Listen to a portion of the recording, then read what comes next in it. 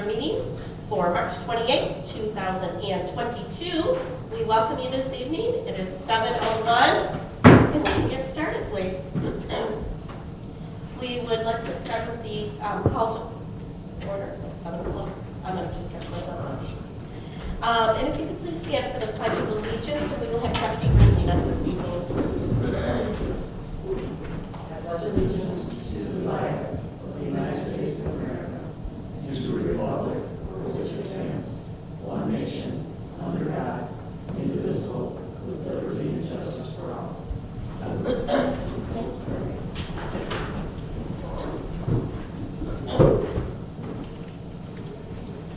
At this time, we would like to acknowledge a moment of silence. Unfortunately, in March, we have lost our building inspector, Jerry Edwards, and we would like to observe a moment of silence in his honor at this time, please.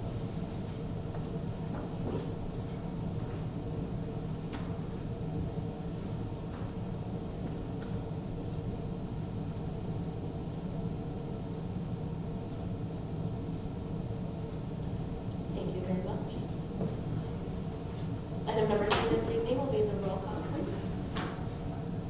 Hayden, Here. Giles, With notice. George, Here. Green, Here. Nivell, Here. Randazzo, With notice. and Bryce.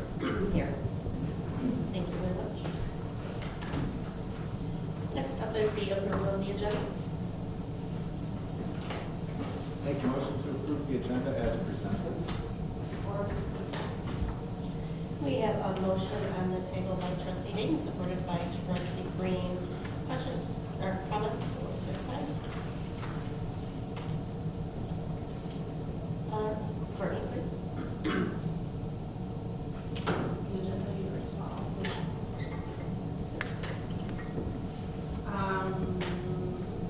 George, Good question. No, it's me. all in favor? Aye. Opposed? Good catch. I know. Sorry. Excuse me this evening. All right, we have 5-0 on that vote. Next up is the approval of the council minutes. This evening, we have the special meeting minutes of February 23rd, 2022, and the regular minutes of February 28th, 2022. Can we please take those separately? Motion to approve the special meeting minutes of February 23rd, 2022.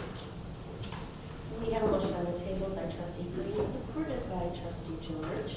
Questions or comments at this time for the February 23rd?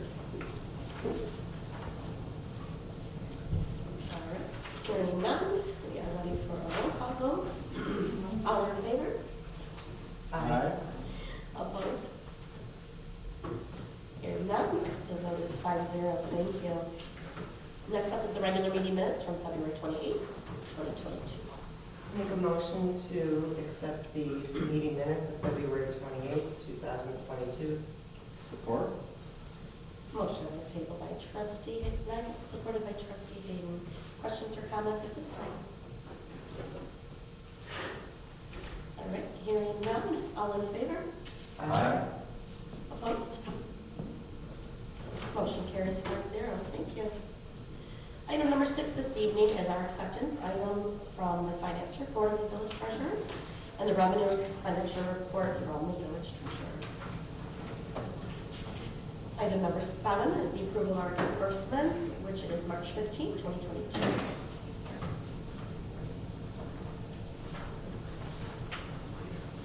Make a motion to approve our disbursements for the date range of February 16, 2022 through March 15, 2022 for the amount of $206,210.14. Support. We have a motion on the table by Trustee Hayden, supported by Trustee Nagel. Do we have any questions or comments at this time?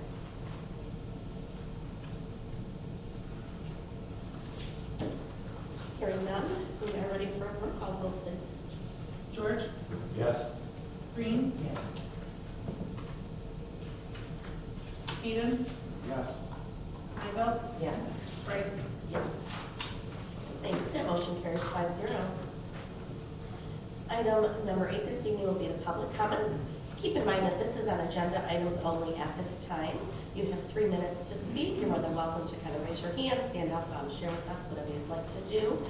Keep in mind this is agenda items only. Later in the agenda, we do have non-agenda items. We'd love to hear from you then as well.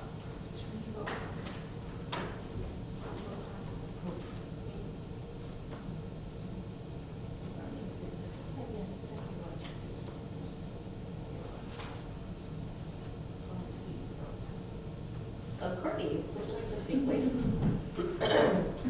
So just on behalf of the DDA, the DDA Board of Directors would like to congratulate the Planning Commission and the Village Council for completing and approving the master plan. And we very much are looking forward to collaboration and completing the projects and initiatives embodied in the master plan. Thank you very much. Anyone else at this time?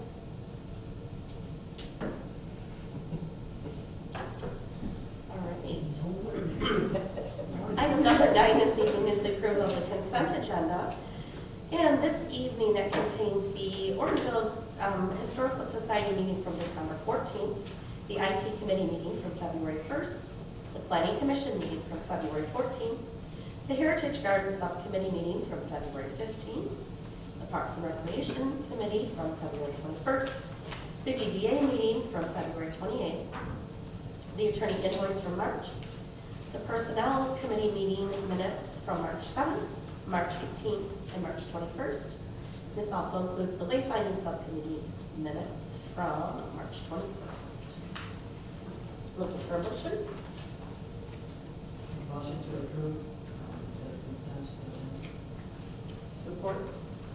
Motion on the table by Trustee Green, supported by Trustee Nybo. Do you have any questions or comments?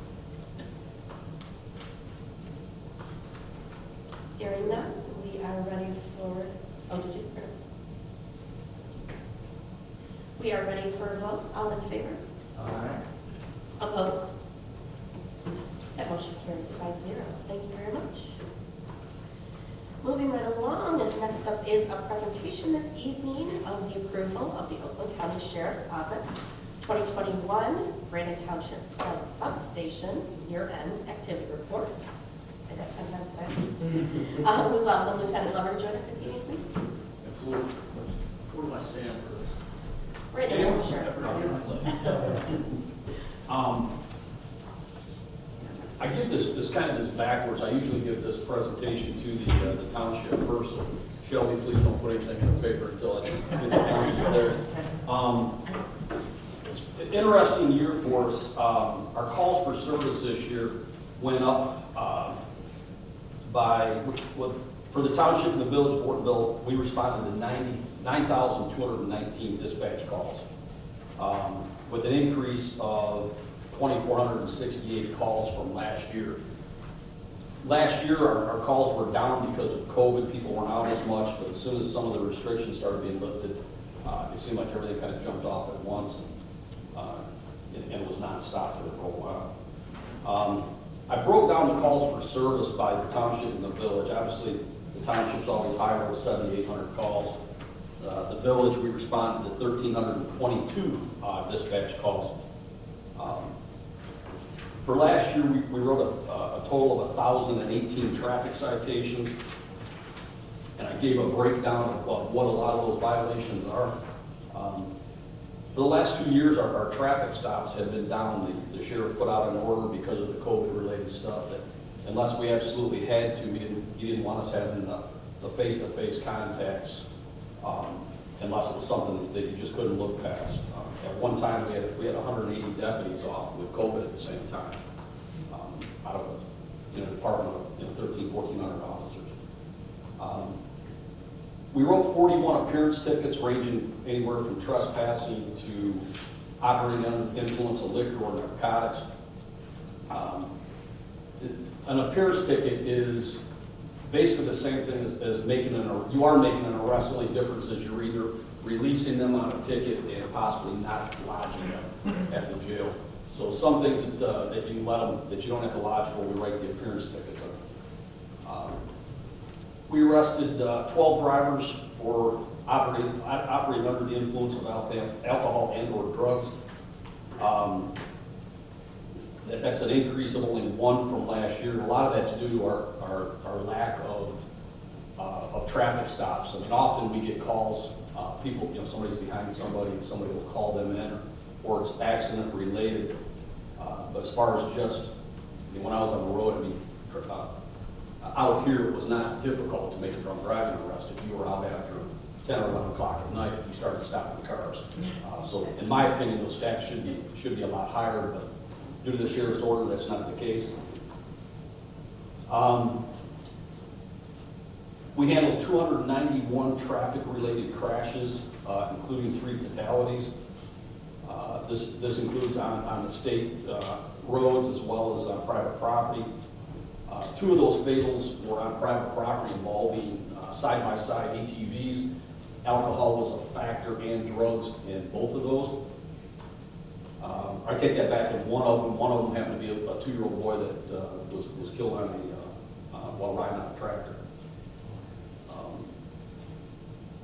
It's a little bit of an increase from what we had the year before, where we had 271 accidents. Our narcotics enforcement team conducted 5 investigations in Brandon Township, executed 3 search warrants, and arrested 3 individuals for narcotic-related activity. Our school liaison is always kind of an important one for us.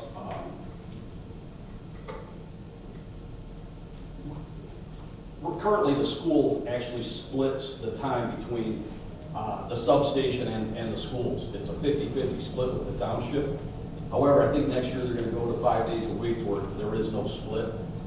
In the summer, when school's not in session, I try to utilize him to alleviate some of our road patrol overtime. If it's on days or afternoons, a lot of times if we don't have an investigation that he's tied up in, I'll plunk him into that role.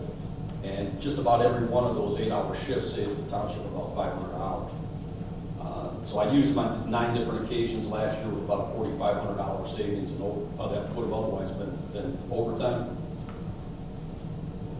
The school liaison caseload, on 170 different occasions between the 4 schools, they specifically called Deputy Pence asking him to be involved in something that was of criminal nature. With 67 of those being actual investigations of some type. It wasn't just a report being written, a ticket being issued. It had something to do with an investigation. Often those are either assaults or we call them CSC crimes, which are sexually related crimes. Unfortunately, we end up with quite a few of those investigations throughout the schools. It's not always student on student. It can be parents, family members, but all of the juvenile stuff I delegate to the school liaison. I gave a breakdown of the issues with the schools. 93 of them were obviously the high school, with the middle school being the second last. So there was a little bit of, very similar to last year's statistics, except for we had a few more investigations. Our crime statistics and clearance rates are a big one. When you guys see the clearance rates that come back for the safest villages, the safest townships, the safest cities, those are based on specific crimes that the federal government, the FBI, monitors.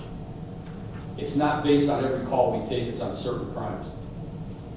2021, we had 90 what they call micro-reported criminal offenses handled in Brandon Township. Out of 90 of those, 58 of those resulted in an arrest, and 7 were exceptionally cleared. And what I mean by exceptionally cleared, it's cases where there may be somebody decides they don't want to prosecute, which they can do that on anything other than a domestic. So some of those are cleared that way. But that's a very high number of arrests for the amount of those offenses. We take pride in it sounds crazy, but we take pride in making arrests on those cases. There are cases that are serious cases, such as home invasions, certain thefts, sex crimes. Since I've been out here, we've had the mentality there at the substation of, if you catch it, you clean it, and we clean most of our fish. I mean, if we have issues, we make arrests on them if possible, and go through the court system. Those numbers are very high, but that gave us just for Brandon Township, a 72.22% clearance rate on all major cases, which is very high. When I came out here 5.5 years ago, we never made the list. Our clearance rates were down around 40%, which is some of the lowest amongst our substations. We've continually climbed on those. This year it's probably a little bit different because of the amount of cases we had and some downtime. We were able to dig into those cases a little bit more. The village alone had 52 of those cases. 32 of those out of that 52 resulting in arrest, and 6 of those being cleared by other means, which gave the village of Ortonville, out of all of our areas, one of the highest clearance rates of 73% on all major cases. That's very high. If you look at across the board, the county, I would say that you're probably down around 42 to 43% clearance rate. Some of that's an advantage for us here within the village by having a substation in the village. Our response times are much quicker most of the time than if we weren't in the village. Between the township and the village, total, we had 142 of those cases that the feds monitor, with 90 out of those 142 resulting in arrest, and 13 of those with exceptional clearances. This means that out of 142 of those cases, 103 of those were cleared. That is very high.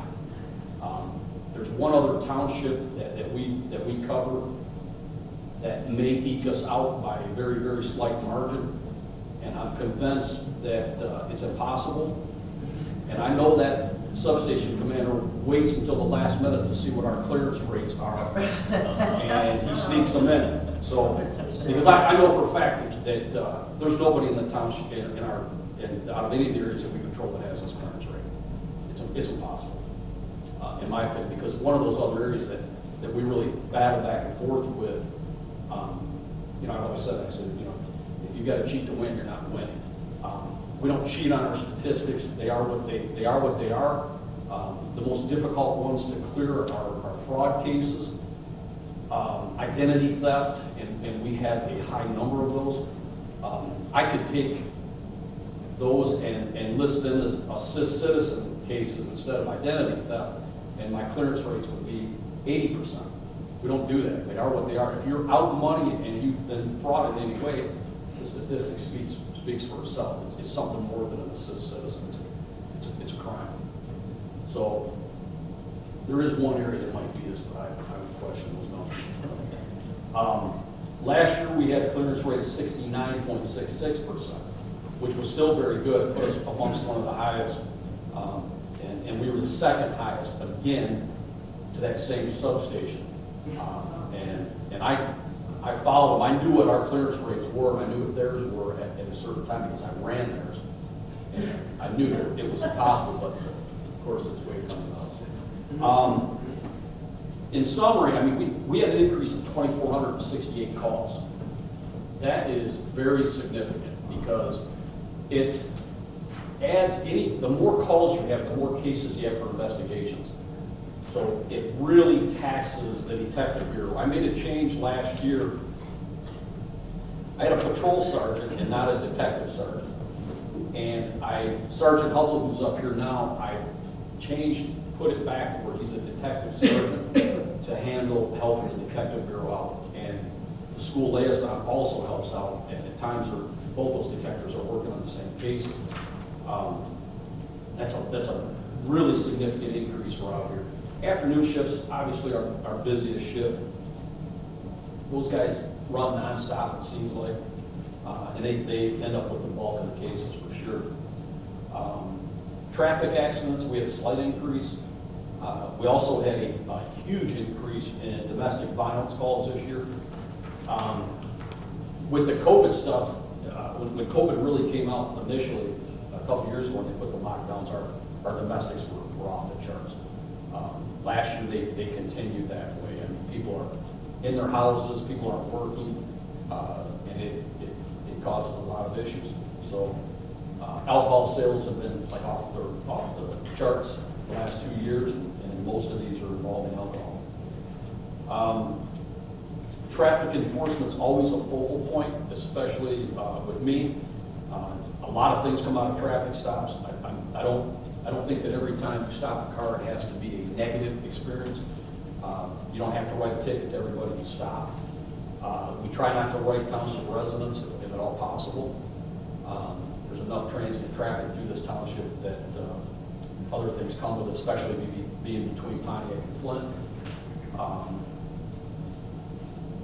So we've had a decline in our drunk driving and drug driving, although the drug driving is on an increase. It's a problem for us because it's very rare that you go down any road out here or anywhere and you don't smell marijuana coming out of the car. I don't care what the marijuana laws state, it does not allow you to drive a vehicle under the influence of marijuana, period. It allows you to smoke it on your own property, in your own house. That is an issue for us.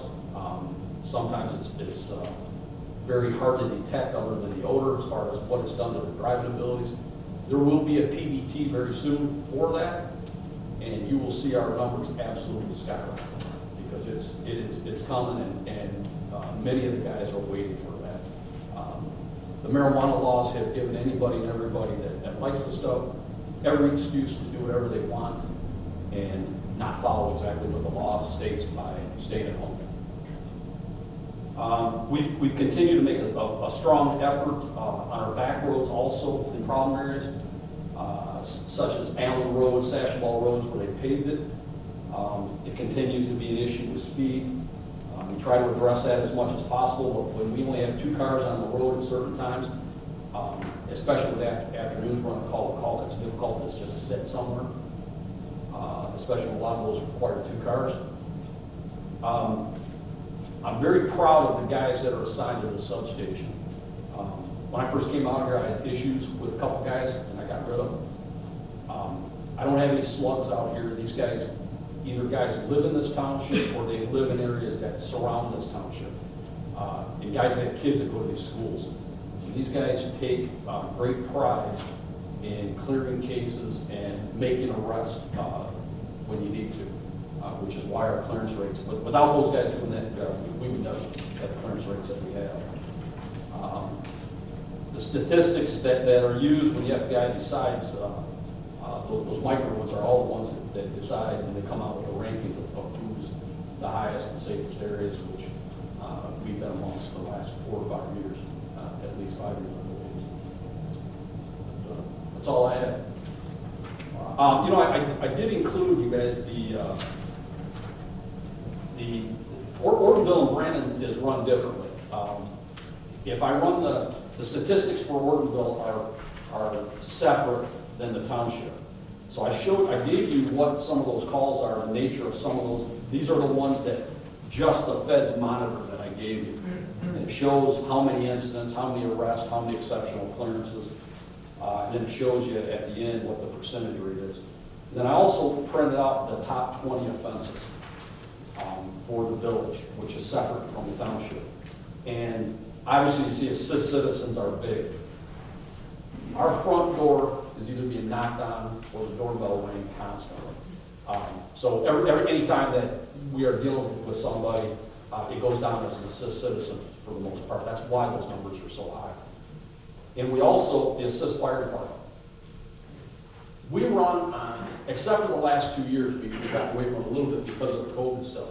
We run on every call the fire department runs on. A lot of agencies don't do that. We do because often those guys get there and it's something that's not fire. It's not a fire issue. It's something of criminal nature, or it's turning into something more than just a medical. So that's why those numbers are so high. We work very well with the fire department. We have for a long time. However, over the COVID stuff, we have not been running on medicals as often unless they absolutely need us because of the COVID stuff. The sheriff doesn't want us exposed to it. Those guys are constantly running on medicals where it's somebody has something that's COVID related, and it keeps us from having direct contact or being in those houses. So that's why those are so high. All right. Any questions for me at all? Very nice. Yeah. Thank you. Great job. Thank you. Great Being job. able to doing such a great job. Yeah. Thank you. Yeah, and I was wondering when you had in there, so like when you read and travel, you use your good housekeeping or whatever, those Yeah. stats of the safest cities, so that's where they get the numbers. Yes, those flat out come from the micro reported events. I was wondering how they did that. Yeah, that's Sometimes I where those wonder. come from. And then you had on your animal complaints, 12 of them. Is there anything that we can do to help as far as button up anything to help you with that, or are those bites? Or The animal complaints have either have been animals at large, such as dogs running around. They're not on a leash. We have had several dog bites where a dog has bitten somebody or attacked another animal. That's primarily what those are. Okay, and then is that an animal control thing? Do they take? No, your camera? well, if somebody's bit, we often pick those people, or under a local ordinance for dogs at large. If it involves a bite or a dog's or another animal attack, it goes in contact animal control, and then animal control comes out and deals with them. We just had a dog attack over off of Allen Road and it killed the person's dog. 2 dogs got killed. So one dog did not have tags. We wrote them for that. Dogs at large, those type of things, and then we turn them over to animal control. They deal with it further from there. We are starting on the ordinances, so if there's anything that we can do, talk with our village manager to tighten those things up, if there is anything. We've been pretty good. I mean, especially you guys saw when the weather broke. I mean, people were all over here walking with dogs. Most of the people are very conscious of it. Rarely do I see a dog not being on a leash. It's an issue. I tell you what, we are seeing an increase though. We are seeing an increase of pit bulls, and I have not had I'm the wrong guy to talk to about pit bulls. I worked undercover for almost 20 years and have been involved in many shootings of pit bulls. And my own personal opinion is there is not a good pit bull. I've seen many pit bulls that everybody said they were great dogs for 10 years, and all of a sudden they attack someone. A lot of villages and townships have banned pit bulls. I'm not a fan of pit bulls, and we are seeing an increase in pit bulls out there. Well, I think a lot of people were rescuing animals during COVID, and now they're trying to get rid of them. Yeah. So that's, Some of those, any dog can bite you, but I'm telling you, the amount of really bad attacks that I've seen have always involved pit bulls. Just not a fan of them. I think some of the areas that have done, passed ordinances against pit bulls, especially in areas like this where you have the park and the kids, something's bound to happen at some point. So.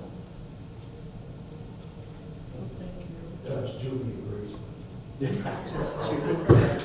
You don't like them. What do you look?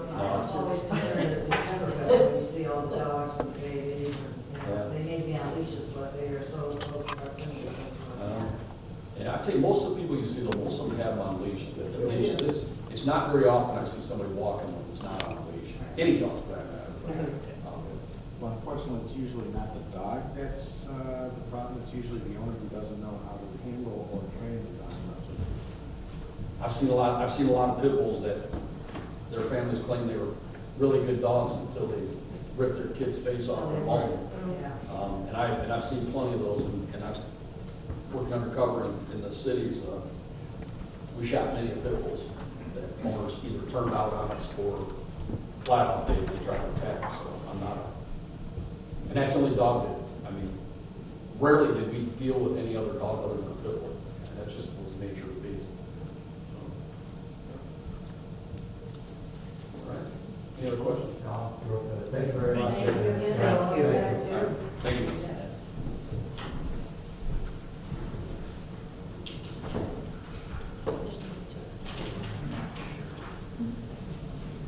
Greg, would you like to officially accept it, or does it not matter? It doesn't matter. It doesn't matter. You can accept it. It's official. I know you said that the township hadn't yet, I don't know if anything's gonna come back, it never does. Yeah. All right. Thanks. Wonderful. Yeah.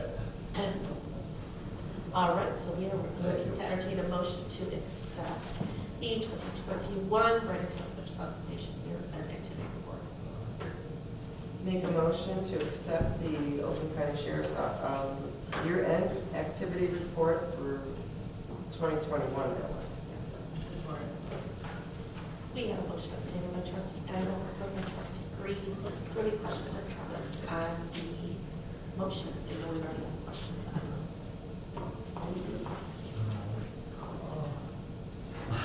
All right. Depending on where I did today, it happens real rare, but I'm on Church Street, right at East Ridge.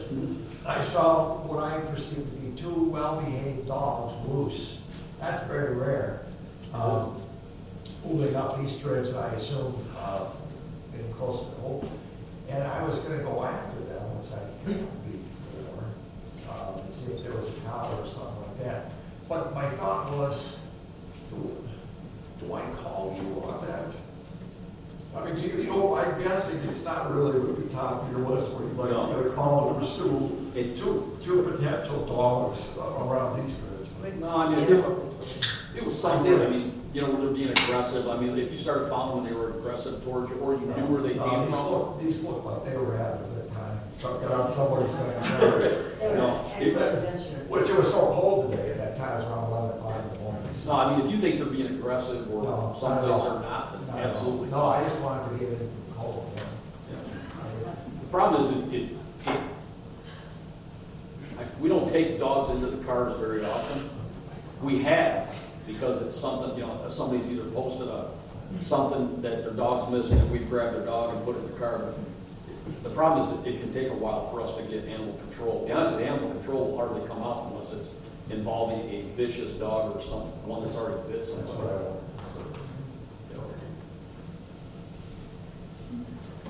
Thank you. Any other questions on the report?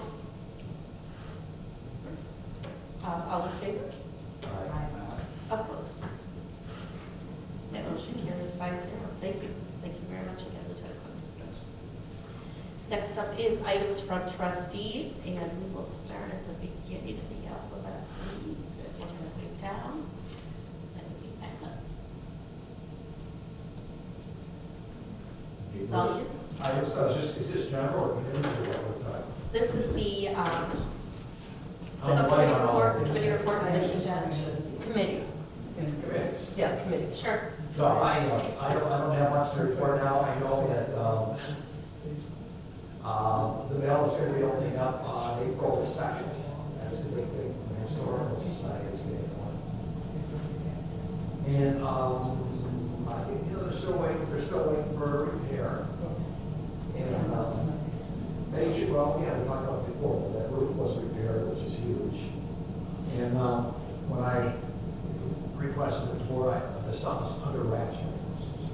How did I recover? So I do have a right to anyway, that's it. Thank you. How about Kate, please? Just have a couple of updates on the personnel committee. We have been, well, three of us are here, so it's kind of repetitious in minutes, but we've been working diligently trying to get personnel policies in order. We've gotten through a lot of them. We've included all that we've done for you to look at, review. If you have any questions, send them to Ryan by April 8th.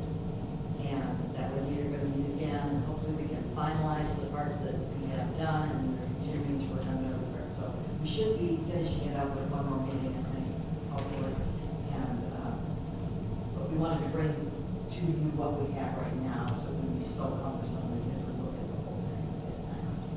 The second thing is, you may or may not have noticed, we hired 2 new people, and realizing we did it a little backwards, but we were desperate because the snow was coming. We hired 2 people, 40 hours on the contingency that the council approves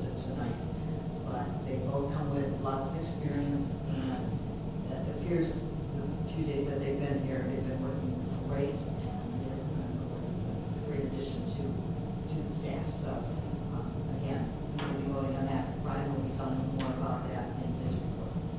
That's all. Thank you. All right.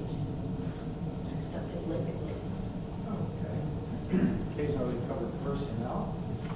We have not had another IT committee meeting yet. We will be scheduling that once some of the outstanding items are caught up on, and we have something to discuss on that. So that will be down the road. However, as the SEMCOG representative, along with Ryan, we did go down to the SEMCOG General Assembly and annual elections. It was a very interesting meeting. When we get some information back from them, presentations and stuff, we'll distribute that to council so you can see what was discussed there. I will make one point that I found interesting was commented from the SEMCOG. He was President Debbie's but she was talking, when she was talking, she was giving feedback about some information that she had from the state. One of the interesting things is that while the state has made significant progress in improving the overall pace or level of the roads, unfortunately, most of that is at the state road level. The county and local roads have not seen any significant improvement. So SEMCOG is realizing that us local communities really could use a lot more help from the state, and we're going to see hopefully SEMCOG will work to try to get more state dollars channeled down towards local roads, and that would be a big help for us. So I think this is something I'm hoping SEMCOG will get done for us. And I think that's pretty much the updates from me. Thank you very much. And Holly, please. Okay, Planning Commission, we had our public hearing on the master plan and adopted it, and tonight it will be in our packet to approve. We also went over the trails and developed a type of plan for a transport mill trails, which we'll talk about that more this evening. Future projects for Planning Commission are the capital improvement plan, zoning, planning and zoning workshop. I think you guys went to that, correct? You and Bob? Yeah. Okay. And future land use map. Heritage Garden will be meeting soon, and we should be able to present to all the boards, I'm hoping by mid-April. And late findings, minutes are in your packet. We met on the 21st. And we do have a target date to try to have all the information to present to all the boards by the 18th, but that's to be determined how or where we're going to do that yet. So that will be coming. The committees are going along really well, and I'm just very happy that we'll have those pretty much done for spring. That's it. Yes. Thank you. All right. Ryan, is there anything that you wanted to add? Yeah, RRC committee met, and we've moved a couple things along on our goals. They've moved from red to yellow to green. The one that we spent a lot of time on lately is our public participation plan. So that one, Matt has been leading the charge on that one. Jenkins doing a great job making it Ortonville specific. And then we've got a few other items like our parking flexibility is another one we're working on. And that's one on that SEMCOG that was discussed was Orion Township was talking about the GM investment in Orion Township and how they'll be one of the global leaders in EVs. So electric vehicles are going to be huge in Southeast Michigan, and it's one that we could consider for an ordinance in the future because we're going to have EVs all over the place in the very near future. So just discuss with SEMCOG. You'll see more when we have something to share from that. But it dovetails nicely with several of our other goals. All the big three are working on Massively, yes. Others, Parks and Rec, the concession stand grant continues to We're waiting for drawings from our architect. So as soon as we have those, we can get into the bid process and all that good stuff to be working on that over this summer. And the streets committee hasn't formally met in a little bit, but we're working on some capital improvement plan items. So figuring out which roads and when and how we're going to pay for those is the task the streets committee is charged with. So keep chipping away. I think that's all of them except for DDA. All right, thank you. And I'm going to defer DDA to Courtney, if you don't mind saying her voice. And she will share with us. Give me just a quick moment.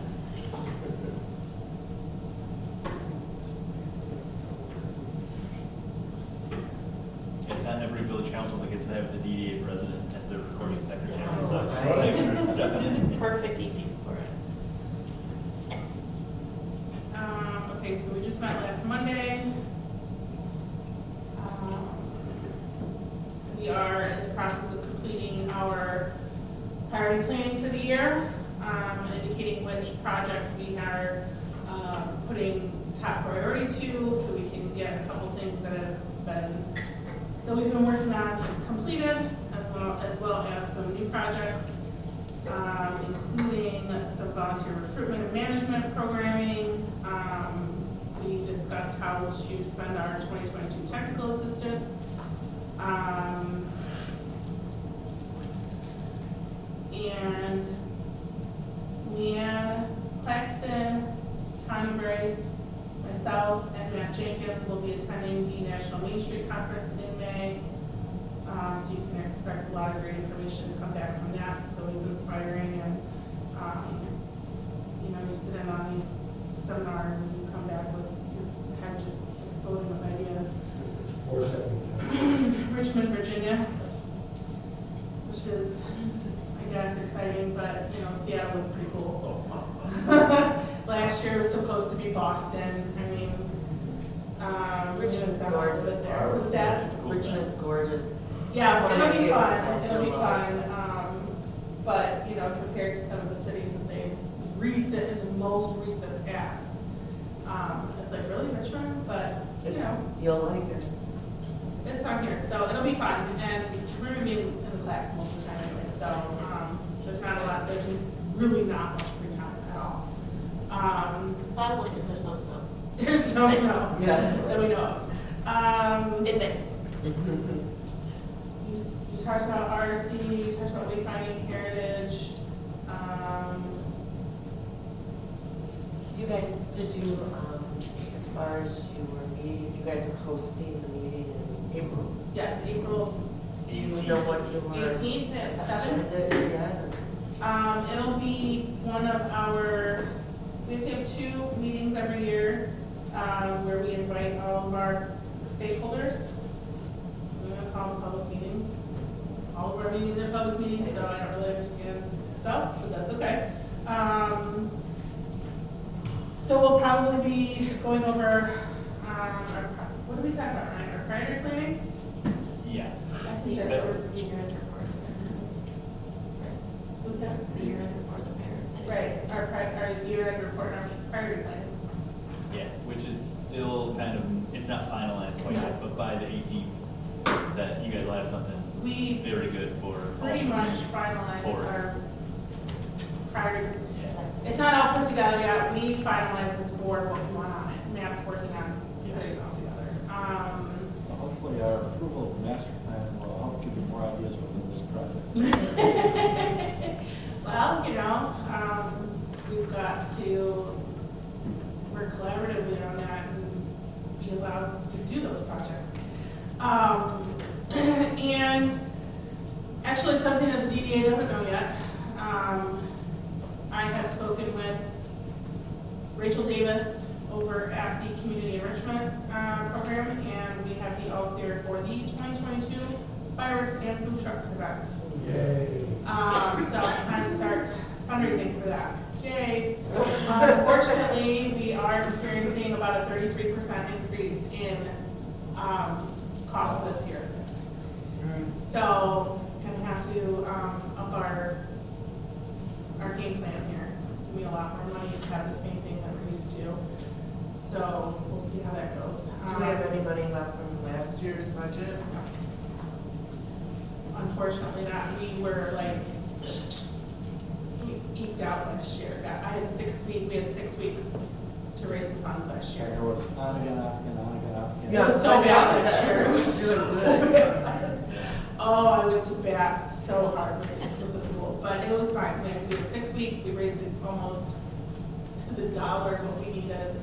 I don't know if we were over or not, because I know it did pick up some effort. We did Yeah. well for only having 6 weeks, but we've got a little more time this year, so you can expect to see the collection bins out at the local businesses. There will be ways to donate online. You can as always donate in the office, check, cash, that kind of thing, and everything should be made out to the Friends of Amos because it is our 501c3 arm that does oversee the fireworks event itself. It's early, but do you have a date for that? July 3rd, it's always July 3rd. Or it's not, it hasn't always been July 3rd, but 2 years ago we decided to make it always July 3rd. Because the people got tired of us changing it around every year. So. Anything? I think so. Thank you very much. Excellent. Anything else we forgot for the committee subcommittees? We're good. All right, a lot of fun things going on this one. Next up, Touch on part of it. the fire board. Haven't met. They haven't met yet, so there's yeah, good call. Good. Fire board. All right, next up is unfinished business. There is nothing this evening. So we will begin with new business, and that starts with the adoption of the master plan resolution. Your packet contains information about the 2022 Village of Orderville Master Plan. It's also this entire pile that's been on my desk since the day I started. So, your packet has a draft resolution that the council may adopt. It also contains the resolution from the Planning Commission adopting and recommending to the Village Council the adoption of the master plan. I don't know what else I can say. We've been through it in several ways and times, and yeah, council has had a chance to review it a couple different times. I'm just excited to adopt this baby, so that's my recommendation. I make a motion to adopt the Village of Ortonville Master Plan adopting the resolution as presented. Support? Motion by trustee Hayden, supported by trustee Diamond. Questions, comments at this time? I don't have to read the whole thing. Maybe not. Okay. Our consultant from McKenna, John Jackson, was hoping to be with us, but he was called out of town late last week, so he wasn't able to join us, but he too is eager to adopt. It's a process we began in 2018, and after lots of revisions and, yep, we've gone many rounds, we are excited to be at this point. Well, it got adopted once, but then we had to revise it. Yeah. Change it. If you don't mind, Larry, now that that blower is off, would you mind repeating your motion one more time? Oh, You're quiet, it's loud. I make a motion to adopt the Village of Ortonville Master Plan adopting resolution as presented. Support. Thank you. Yeah. Just to clarify, this is a long time coming. I will project more. We are going to do a roll call vote if there are no more questions or comments. Is it the 2022? Yes. Orderville master plan? Just want to make sure I got the date right. If not, which one do you? Yes, make sure 2022. 2018, the 19, the 20, the 21. Well, it says in the motion, it shall be dated as adopted on this date. So. Yep. I'm gonna go back a year or two. You know, and having gone through this 60-day public comment period and all that other fun stuff, this will hold till 2027. Will be the next time we look to do master plan, whatever. Now, that doesn't mean we can't tweak it in the interim. We're always Right. welcome to I guess we put can. updates in there if it's appropriate. But Yeah. we're not legally required to In until. order to tweak it. That'll give you a chance, Brian, to catch your breath. All right, anything else before we do? All right, Courtney, if you would like, please.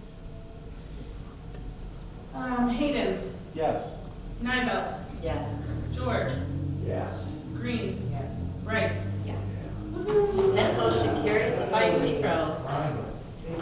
And Laura, she had knocked off the list. And Ryan, if I remember correctly on your interview, that was one of our 3 goals for you. Now what are we going to do? You're going to have no time.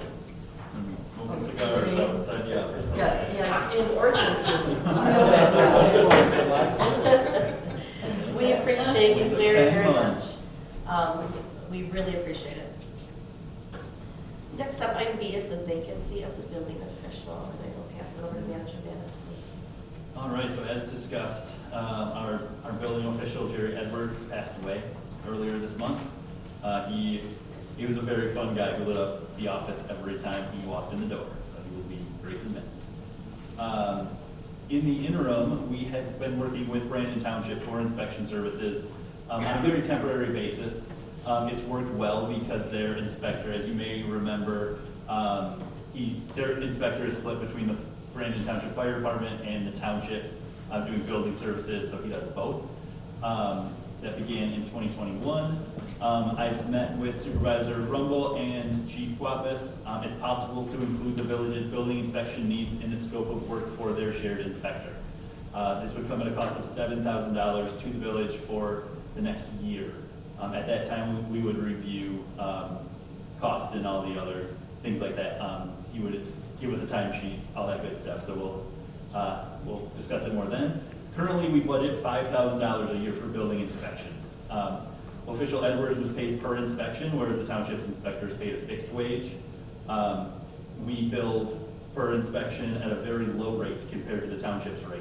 And so fee schedule is one that the Planning Commission is going to get to update here shortly because the two are not in line whatsoever.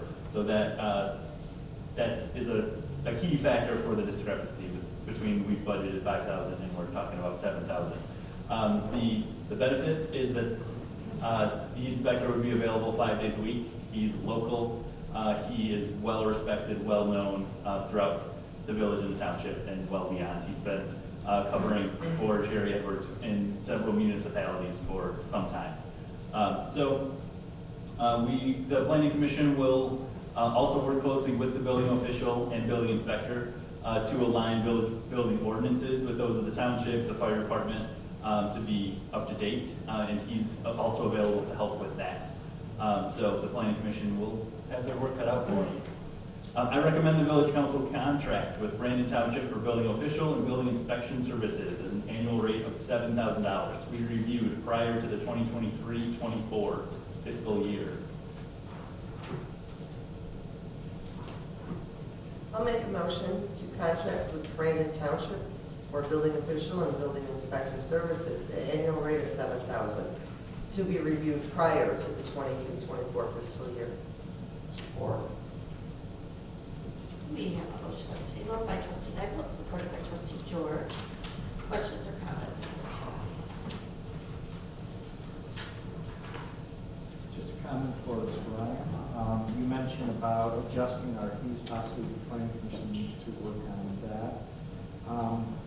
Do you think that's something that they can potentially have done by our May council meeting?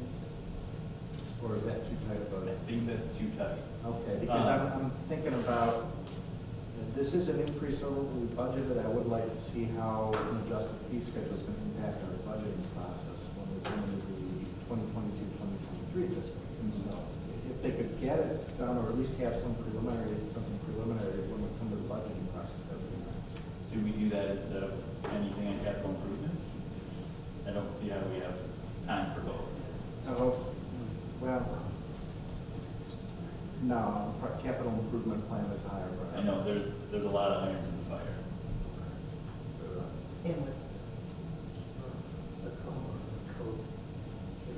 Zoning ordinances Yep. in the hopper too. But yeah, it is one we need to review. It's becoming urgent. It's not a gotta do it right now. And I don't think the best practice would be to jump all of our fees to be in line with the township, tomorrow. It's probably a gradual process and things like that, but we do need to start turning the wheels on. We need to think about it in the budgeting process. Mhm. So my question So this is the building inspector, is that Yep. correct? And is this again, I have a lot of concern here. Is that coming from the fire department, or is this coming from a citizen person? Was this Jason that was going to be after the fire department? So Jason Wilton, is the building inspector, and Steve McGee is the building official. I see. Also in your packet shows kind of the breakdown of the pay for the building inspector. Okay. And how his salary is shared between the fire department and township. Okay, that's good. And so, I don't have the numbers in front of me, how we came up with that 7,000. It was based on I think it's- our budgeted amount and per hour and what that is for Jason and et cetera, et cetera. So, That's good. yeah. I can show my work if you need to. Well, otherwise we have to go out and try to find somebody to do, you know, the job we want to do, might be not familiar with our area. It's a tall worker. Yeah, I don't know what we did in prior years, because I know that we changed a couple of years ago how we were doing building inspection.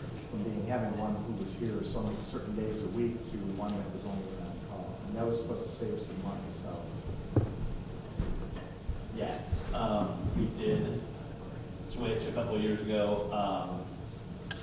I'm not sure, I'm not that expert on. So this one but might still be it less would than what we used to pay before we switched to kind of like. I would guess, meeting yes. basis. I would guess that If it's we were less. to get busy, it would be more than pay for it. This is true. Got busy in any fashion. Well, Yeah. we need 5,000, so. Yeah, well, and that's where Or if we any get our, day. you know, if we don't delay too long getting our fees adjusted to try to compensate. I mean, our fees should, in Right, theory, we say we're cover gonna our look at it costs. before the next budget. The next year. Yeah. Right. Next Yeah, year. we don't know if we can have the fees by when we start our fiscal budget. Right. No. We will try, but I don't know if we. the But we can language- adjust them We can, in that fiscal year at some point. Yes, and that for sure. to your point, Kay, spending 2.5 hours looking at ordinances, getting familiar with everything village-wise, there's a lot that we can use his time for. Right. So I think we will get our money's worth very easily. I do too. I think it's a good solution. I appreciate you getting with them and figuring this solution out, because I think it will work really well, especially him being local and already familiar with the area. I spoke with our other inspectors, who said he becomes highly recommended. Yeah, I think you mentioned it. Are you planning to have them attend any of the sessions with Carlisle Workman when we're reviewing? At some point, yes. We'll ask him to attend some planning commission meetings when we're looking at our zoning ordinance, but not sure when yet. I mean, you wouldn't have to We'll keep attend them in all the of it, loop. but it'd probably be good to have at least one or twice aligned.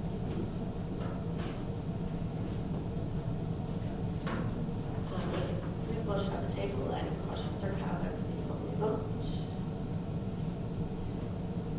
All right, we'll do a roll call vote, please. Nyla, yes. George, Yes. Green, Yes. Hayden, Yes. Price. Yes. That motion carries 5-0. Thank you very much. Next up is hiring of the DPW laborers. So as discussed in our committee reports, we did go to the unusual step of hiring 2 DPW laborers prior to village council adoption. So, sorry. As I think we're all aware, DPW Director Huxville was working by himself for quite a while, working at an extremely high level, plowing and salting and taking care of the entire village by himself. So in the interest of saving Bob, we hired these 2 over the last couple weeks. After posting our labor position with several publications, we received many qualified and interested candidates. So Bob and I interviewed several. We found 2 that we think are the best fit for the village. Hiring 2 experienced laborers will commit the village to spending more than what was expected for the current budget year. These 2 come with a variety of skills and applicable knowledge that we are already putting to good use. But they work at a higher level than previous DPW laborers. So next year's budget will need to reflect additional wages for these welcome additions to the staff.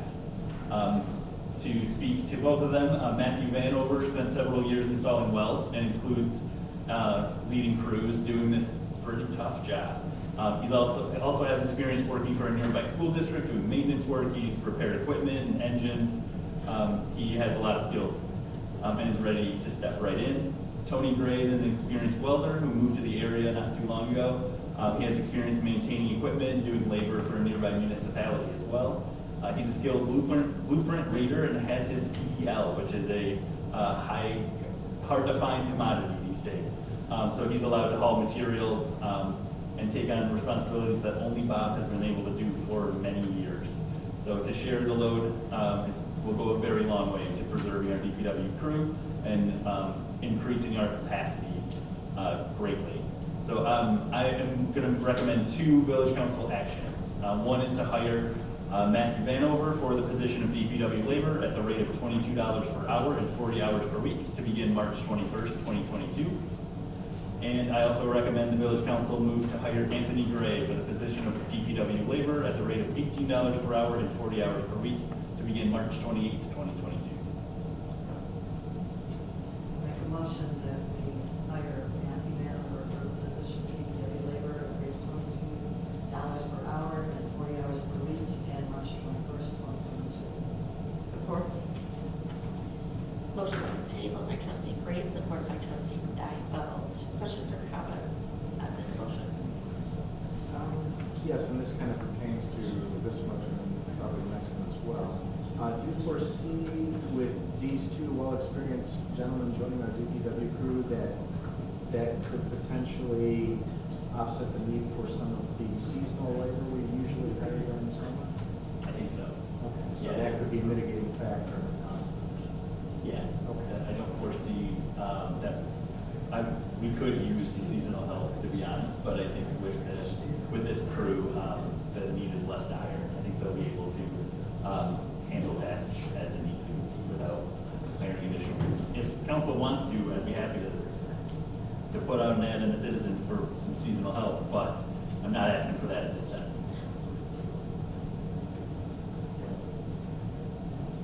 Anything else? All right. I'd like a roll call, please, on this as well. George? Yes. Green? Yes. Hayden? Yes. Nyla? Yes. Bryce? Yes. That motion carries 5-0. Make another recommendation that we hire Anthony Gray for the position of DPW labor at the rate of $18 per hour and 40 hours per week to end March 28th, 2022. Support. Motion on the table by trustee Green, supported by trustee George. Questions or comments on this motion?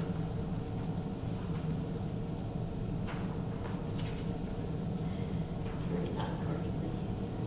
Green? Yes. Hayden? Yes. Nyla? Yes. George? Yes. Bryce? Yes. Thank you. That motion carries 5-0 as well. All right, so Congratulations. there's great news, and I will let them both know. They're hired. As always, they're subject to a 90-day review and all that other good stuff, but this is great news. Yeah, it is. They're good about it. Yeah, Well, sir. yeah, with Bob. Yes. We gotta save his body and mind, and Bob told me today that they're already working faster than he's used to, so he gets to keep up because they can just go, Nice. which is not a problem we've had. And maybe now you won't need to keep accruing vacation. If you can take them. maybe he could take a day. Take a day. Wouldn't that be nice? Yeah. And maybe they could put it on. All right, moving on to item D, which is our updated 2022 meeting schedule in our joint meetings. Yep, so part of the RRC redevelopment ready communities plan is that we have some joint meetings between all of the villages, boards, and commissions. This was happening prior to COVID. It happened pretty regularly, as I understand it, but we wanted to make this official. So the leaders of the DDA, Planning Commission, and Village Council met on February 28th to set up some joint meetings. The schedule is as follows. It's in your packet. April 18th at 7 p.m. led by the DDA, topic TBD. June 13th at 7 p.m. will be led by the Village Council with a focus on the 2022-2023 budget. It'll be one of our budget workshops, and we'll talk about capital improvements plan at that time. And then August 4th at 7 p.m. will be led by the Planning Commission with a likely focus on the new zoning ordinance, or maybe some legislation, or maybe some ballot things that happened the week before, or maybe something else to be determined. Right? So I recommend the village council move to adopt the 2022 meeting calendar and update the 2022 meeting calendar and schedule 3 joint meetings as presented. Make a motion to update the 2022 meeting calendar and schedule 3 joint meetings as presented. Motion on the table by trustee Agnew, supported by trustee Green. Questions or comments? Hearing none. All in favor say aye, please. Aye. Opposed? That motion carries 5-0. Next up is the creation of a Friends of Ortonville Trails volunteer organization. We're going to start this evening. Okay. And I apologize if the topic should say Friends of the Trail, not Friends of the Park, but we will change that. This has been changed many times. So part of the idea behind the trails and having help with the trails as we have presented, the Planning Commission has presented to you, is starting a group called the Friends of the Trail, and it would be a volunteer-based group that's purpose primarily would be fundraising, newsletters, and maintenance that's specific to the trail area in the what we call Wildland Park right now. This group would work under the guidance of the village manager and would adhere to the master plan and any plans that is set forth by council. So they wouldn't be able to just go in and all ad hoc and do whatever. They would have guidance and have to follow our master plan and such. The group itself, and again, this is our thought process with the Planning Commission, should develop the structure of their group, so whatever they would want their hierarchy to be. But we do highly suggest that the chairman or whoever leads the group not be an elected or appointed official. And this is primarily to keep politics, hidden agendas out of the committee. The FOT, Friends of the Trail, should develop the structure of the group. All the volunteers, regardless of residency, would be welcome. So if we had volunteers from Atlas or Clarkston, Goodrich, we would hope that anybody is welcome to volunteer. One of the initial tasks could possibly be naming the park. There have been many names and ideas that have been tossed around, and perhaps this group could find a way to name it, and whether it's a competition or whatever this group would want to do, because it needs to be named. And we had it 3 different ways in the master plan and some of our information, so we need to get a name and stick with that. They could sponsor trail sections to generate funds. They could, establish their own fundraising opportunities. There's many creative opportunities for fundraising. They would play a pivotal role in helping that effort. Also, we have a file that is going to be in Village Manager Brian Max's office with all the information and research Planning Commission has done regarding the trails, and also some research we did on this type of a program with Friends of the Grand Lake Grid, Lap Pathways, Martian Mountain Bike Clubs, and I think there was Boy Scouts. I don't think I have the whole thing here. Oh, here it is. Eagle Troops, City of Clarkston. What various other areas have done that have volunteer groups that keep up with their trails or their gardens or whatever that may be. So by doing this, we would hope this would be the first step with the trail, and in the future, we could branch off of this group of volunteers for other things that we bring to fruition. For example, Heritage Park. Once we have that approved by all the bodies of what we're going to do and what it looks like, then we could hopefully get a group that could help maintain that or help with that or volunteer to plant whatever may be. But it's important to establish what's either the park or the garden or the trails are going to be first, and then do a volunteer leg off of this first group.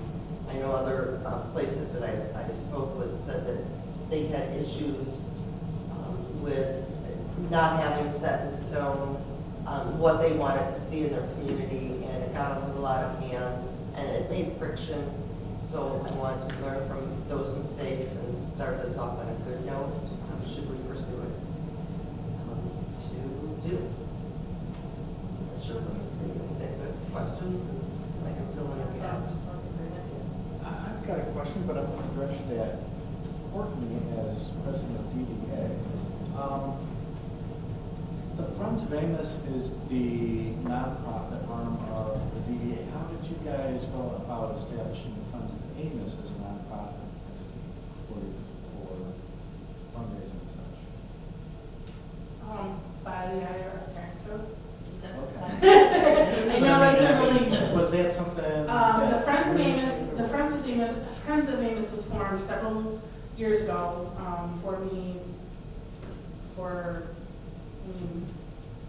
I don't even know, it's been 10 or 12 years now. Okay. And Much.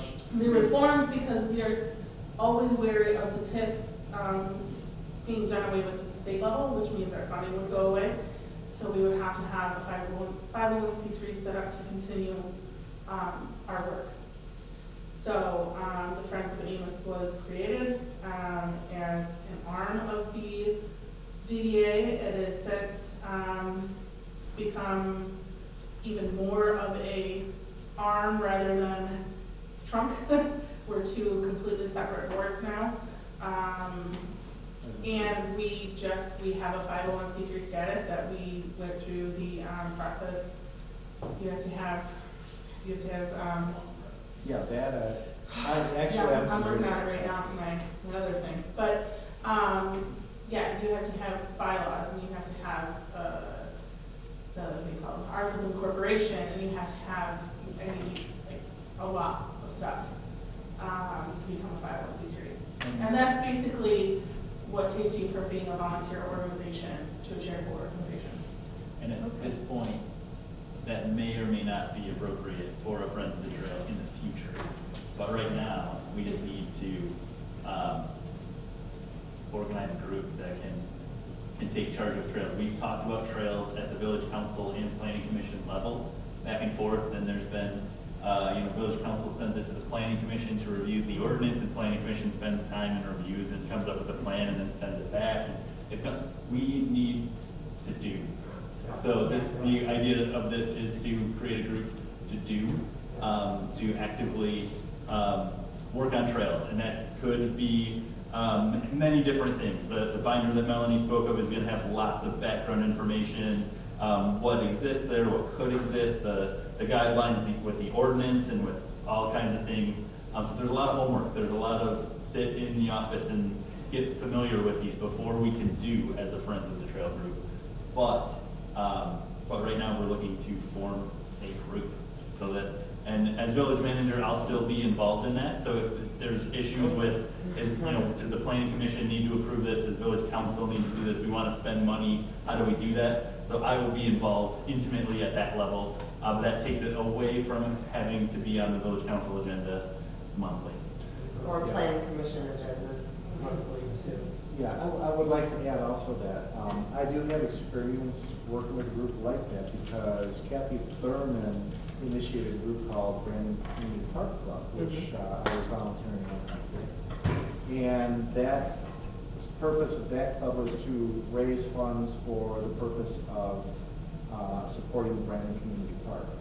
And we worked together to set that up as a 501c3, so I'm familiar with the steps that you have to go through, the articles of incorporation, all that stuff, and about the bylaws and stuff. So Kathy Thurman might be somebody else you could also talk to and ask her how, what process she went through.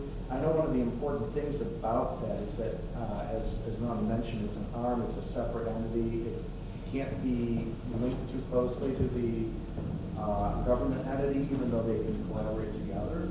So that's an important aspect from the IRS and the tax and the legal standpoints. But, we always coordinated with Fred Claybrandt on the Park Club, and I'm sure that this group, I don't know if they would coordinate with Tony on our Parks and Recs Club or something like that, but that he could be somebody who could be a standing member of their group for coordinating or collaborating with the village in that respect. But it should be in, the officers and such should probably, you're right, I think it probably would be better to be private citizens rather than council members of the planning commission. That's at least what we are suggesting. Yeah, Do we have a motion on the table? No. we're just Yeah. discussing. Because No, it said I- specifically, He handed it over to me and I just couldn't Yeah. remember. I think this is just a discussion. the creation of it doesn't yet, so it's not really going there. It's up Yeah, to you guys but if somebody wants to, but. If you want, we can talk about it sometime. My experiences with working on 501c3 stuff. Yeah, and- we can talk about that, yeah. Yeah, I mean, we Well, have I to guess that's my decide concern with, we're we want establishing to. a committee and we have no idea what we're Well, expecting we're from not them. establishing anything. I'm like Larry, I have a huge concern with money. Having somebody just out there on account of funds, raising money, where's it going, what's it for, what is it, I have a big But issue. it's not our money though. They're not If there's releasing an it. Right, and how is it 501c3, accountable and how they is have that? to account their own. As long as that's what's going to be established, that's what I'm saying, we're starting, we're interested, hey, let's just throw it together, what are they going to do? Maybe they don't want to, maybe they just want to start raising money, that's what I'm saying. What are we responsible for ensuring or not ensuring? Will we actually state there can and cannot be board members Mhm. for this? I mean, what are we responsible for and what are we? I think we're just letting looking them go. at the first step. Is this something that council is interested in doing?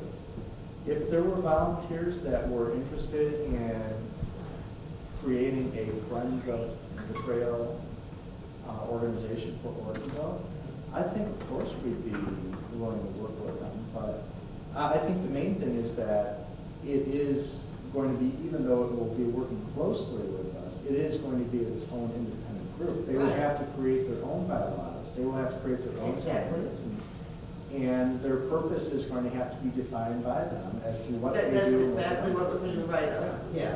And so I don't think that we have to be that concerned about what are we going to be doing, how are the money going to be handled, because that's their concern. That's also my concern. And- So as village yes. manager, I will be intimately involved. They So will this is one of report the few to- issues where I will stick my neck out and say, put this on my shoulders. I'm asking, don't make this a council decision every time we want to take a hike. Right. Let me do that. So put it on the village manager. This one time, I will take all of this one. And I will stand in the gap before we try to spend any money or incorporate it as a separate 501c3 or anything like that. I will be at the table and negotiating between the group of private citizens that lead it and village council and planning commission needs. Yeah, and a lot of it is for research and purposes.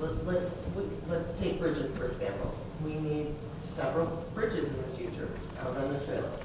They can do research on, who, what, are there grants available? Are there Boy Scout groups that would do this? And that's part of what this file contains. And as we find more information, we will put it in the file for this group to, have at it. But they can be doing that kind of legwork instead of having council or planning commission doing a lot of that research. It's very time consuming, extremely time consuming. So, hopefully this is a group that loves doing that, that's been involved with it, or there's tons of groups out there. I mean, I did just a handful. There are so many, and they are so willing to talk to you. I mean, everybody was either talked to me for an hour, or they called me back, or they emailed me information. Very open, and they love doing this, and they would love to see other groups. Yeah, by the way, I know Travis Bradburn, he's a great guy. If you can reach out to him, if he's interested in taking the lead on this. I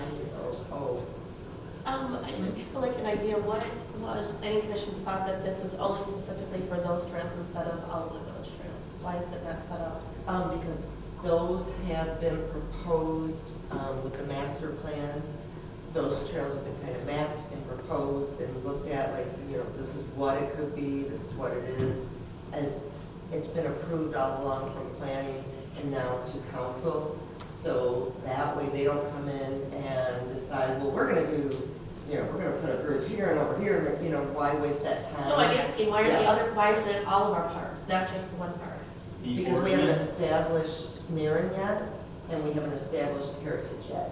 And so once those get established, and make an arm of this group and have them go in and start looking at Narren or reading or watering, whatever it may be, but we haven't established or approved those. The ordinance The speaks main very thing is- specifically to this tract of land. So that's why the focus has been on that chunk for some time. But I hope it grows. informing, Yes, it may grow, But I but think we don't need to get the cart before the depends on horse. how the group decides to write their bylaws and their purpose. Exactly. Isn't that true? So if That- the purpose is to yeah, fundraise and provide volunteer support for the activities of trails in the village of Ortonville, then that would cover a wide range of things that, like you mentioned, that they could do. Not according to what our motion is and what our ordinance is. That's what I'm asking. Are we pigeonholing ourselves, specifically concentrating on that area without opening it up to This the others to have is to go back not a and village change? entity. This is a separate independent group. This is our ordinance and our recommendation. Right, so with my neck out there, I will say that before the group looks to expand beyond the Wildland Park, the Wildlife Park, the Ortonville Village Park, we will bring that back to council at that time. Yeah, exactly. Yeah. They And can't as do a anything village unless we group, approve it, but they're there. Look at the bullpen, and we had a writing You warm know, you up, didn't understand my right? question. My question is, why are we pigeonholing ourselves instead of opening it up now, instead of having to go back and forth? That's all. Because I I wasn't explained saying it. it's negative, I'm saying it's positive. No, but I. It's not a negative. Explain that because we've already approved, it's what we've And that's approved fine, I in the got that, but process. Larry was saying as a negative, it's a positive, just get it, put bump it all in one be done. Okay, we're good. Yeah. Adam, anybody else, Pat? I was gonna call him, Good. Bob, Pat, did you have anything? Is there I anything? want to put Okay, did you have anything before we open it up? After we're all done already? Okay.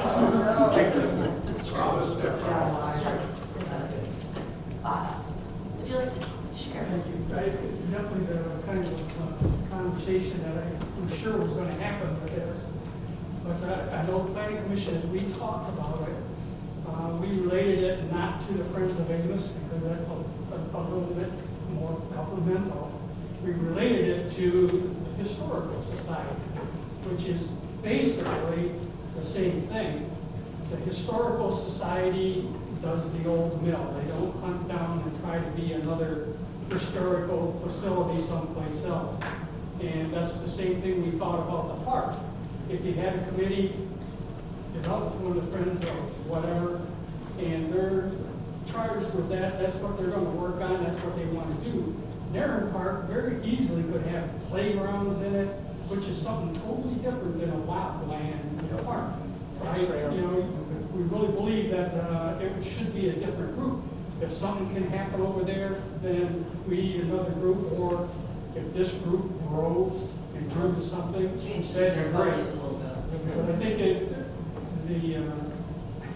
getting it in the paper and letting the community know that you're interested in doing something like that will bring all of these questions that you have out to the forefront of, because they're going to come right away in with Ryan, well, we want to start doing this, we want to do that. And then he can crack his whip and get them going in the right direction. He's been doing the rest with Now you know how we feel. Thanks, Bob. Thank you. So I like Ryan wanting to be the lead contact for this. I don't know, communication with the community, or whatever. Liaison. So, yeah, I think it'd be great if he could be the point of contact for future discussions. For all the information.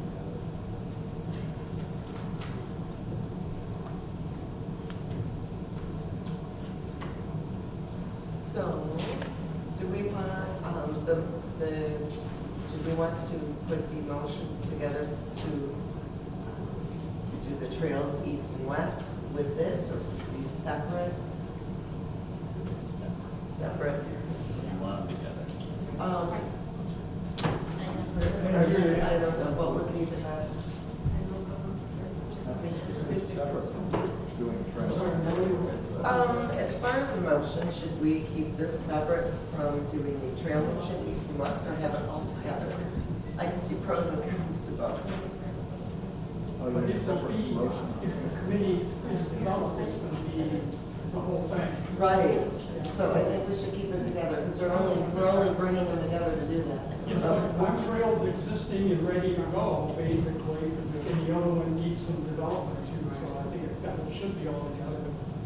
All right, I'd like to move to approve the east and west proposed trail map for Village of Ortonville Wildlife Park as presented, and the proposed map meets the criteria for ordinance 92.05D. Additionally, the Planning Commission recommends that a Friends of Ortonville Trails volunteer organization be created specifically for the Wildlife Park Trail Initiative.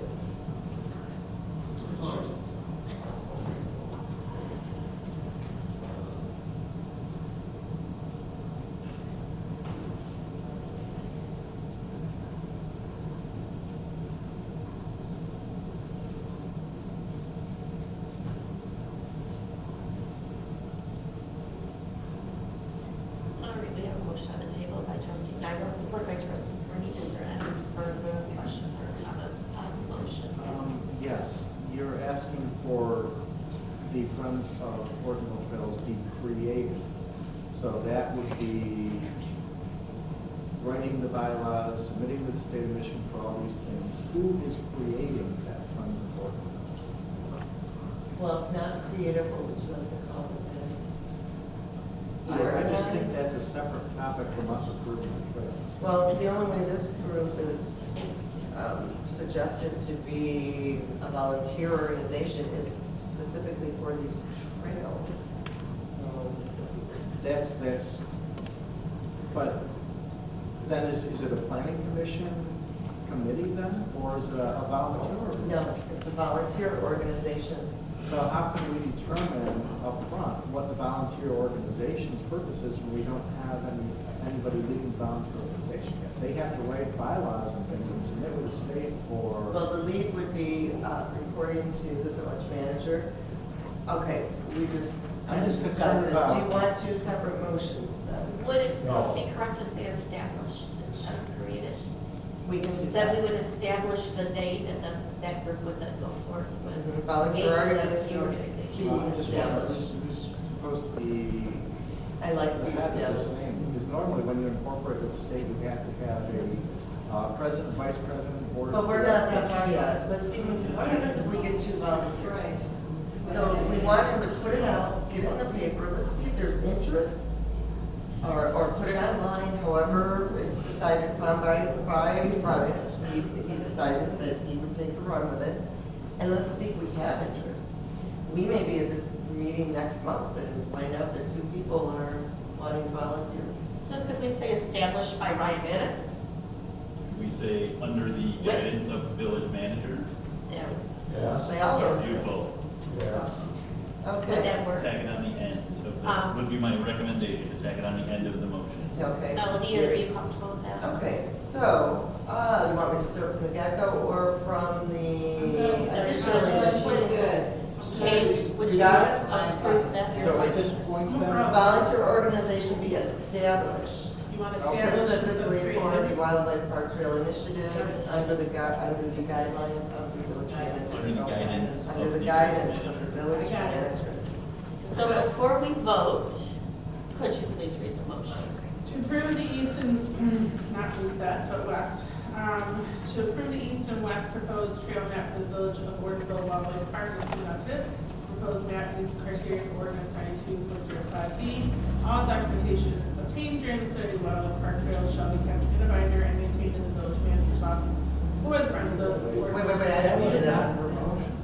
That wasn't. That sentence was not in Only there. the first sentence from the second paragraph. Yep.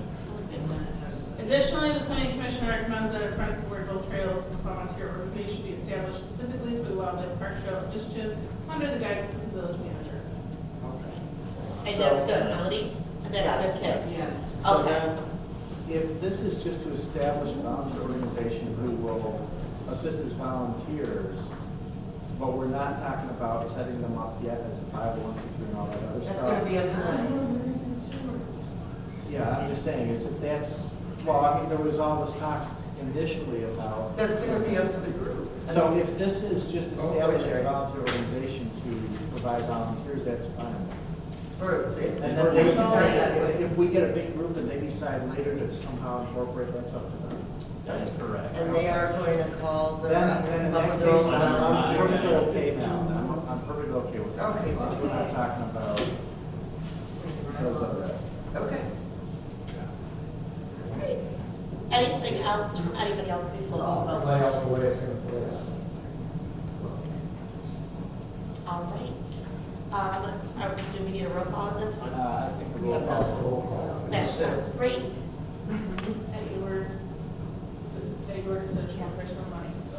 No, and that's why I'm asking everybody, but yes. Hayden, Yes. George, Yes. Green, Nivell, Yes. Rice. Yes. That motion carries 5-0. Thank you very much. Thank you. Thank you. I will let the planning commission know, they'll be very happy. Thanks, Item Bob. F this evening is the approval of the bridge contract with road engineering. I just want to shout out Bob MacArthur, You bet. Rick McAvinci, Lee Palshan, the planning commission crew has done an amazing job getting us to this point with the trail, so. Yes, Thank you. exactly. Thank you. Our community's been really waiting for that, so thank you. All right, your packet contains the contract with Thoreau Engineering for construction project management for 2022 bridge work. This is the next piece of completing these projects as scheduled. I think we're all familiar with the proposed bridge projects this summer, yes? Okay, yes. Upcoming, I don't need to read it, you guys know what's going on. Yes. It will start for July 6th, 6 weeks on South Street, up to 6th Street, 6 weeks. Mill Street will remain open during construction, but the parking lane essentially and the sidewalk will be closed, but not the road. Then Wall Street will be closed for a few days as well. Matt Jenkins has been, he's started the discussion for how these will impact our downtown businesses and residents, and how to creatively work around these issues, these roadblocks. So he's doing a fantastic job engaging people in that conversation. Approving this contract with Thoreau Engineering for construction project management will allow these projects to continue on track for completion. These are budgeted within our 2021-22 budget, and it is in line with expectations for these projects. Thoreau has been instrumental in completing this work so far, and this contract will see the project through with their assistance. I recommend the village council move to approve the contract for engineering services with Thoreau Engineering for an amount not to exceed $37,355. I make a motion. We move to approve the contract for engineering services with Rural Engineering for an amount not to exceed $37,355. Support. We have a motion on the table by trustee Green, supported by trustee George. Questions or comments at this time? I just saw something and I thought I brought it and give it to you.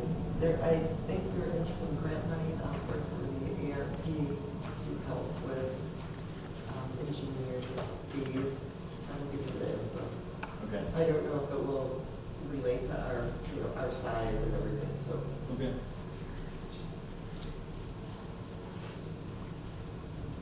So any questions or comments on the grant, the bridge contract?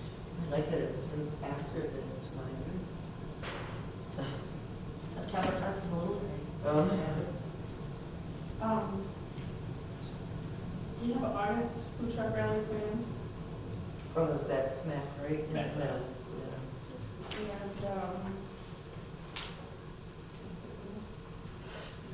so just so the council is aware, our businesses are hurting bad. This is gonna hurt them even more. It's not great. They're keeping their chins up.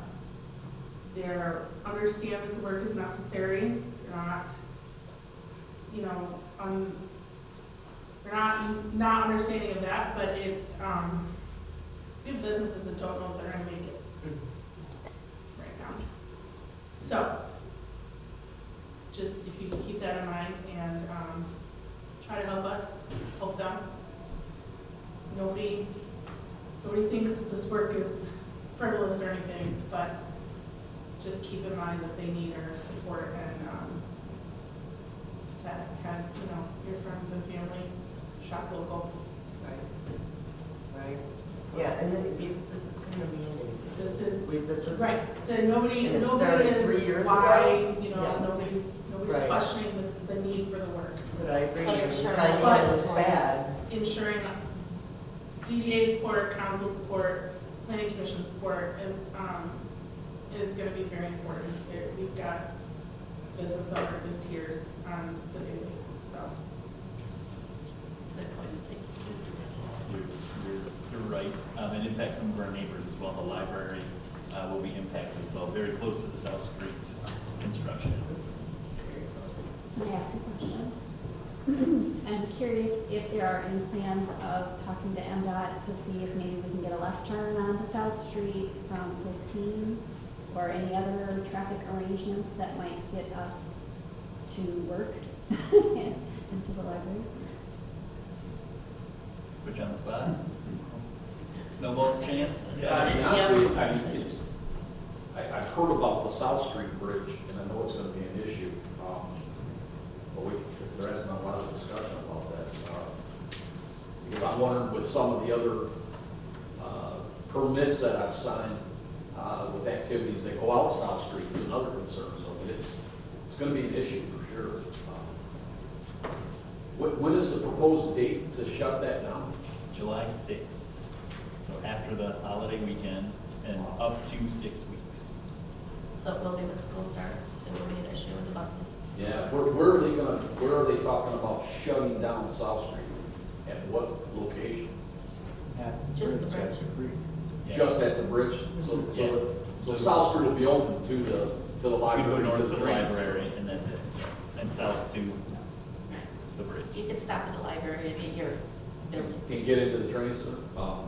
I can tell you from conversation, I just spoke to MDOT the other day.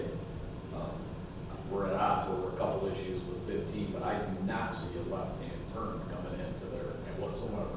That's a problematic area to do. Dangerous. It's worth a shot. I'll try. Range call to Edwards and then back in. Yeah, probably, yeah. I know for a fact that with the accidents that we have there, there's no way that I would try to recommend a left-hand turn. That's a bad area. I will continue to engage them. I talked to the road commission, who didn't have any helpful suggestions either, but they continue climbing the ladder. I'm happy to because It's a problem. it's a problem. No doubt about it. At least some detour signs, give some kind of instruction on how to get to us, would be great. Yes, I have the plans on my desk. We can look at them after if you'd like, but there is a circulation route, but it's not easy. Well, at one time, there was talk about with very fast with the old school, the of bringing in a drive off of that property right off of 15. We've talked to them. Yeah. I'm not interested.